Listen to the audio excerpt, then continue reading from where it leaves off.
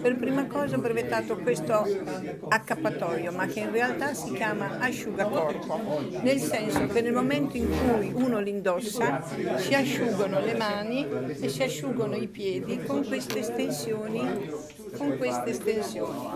più visibili non avendo una modella attraverso questa Barbie. Come vedete questa estensione asciuga le mani e asciuga i piedi. È in fibra naturale in bambù, non ha bisogno di manutenzione, non serve neanche stirarlo dopo averlo indossato.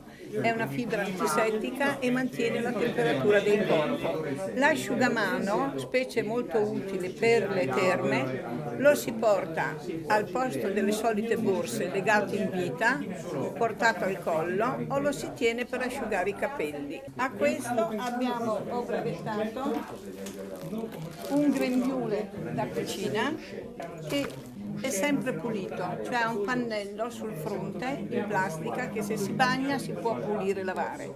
Si sporca, lo si gira con delle apposite asole e bottoni, lo si sporca ancora di più, lo si solleva immediatamente e lo si ferma nelle asole già precedentemente messe, come si può vedere in questa foto.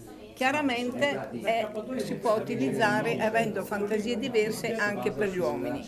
Poi ho brevettato un vestitino fuoriacqua che è un incrocio tra il costume da bagno e un vestitino estivo, che serve per gli aperitivi in spiaggia, che serve per le barche, piuttosto del solito pareo.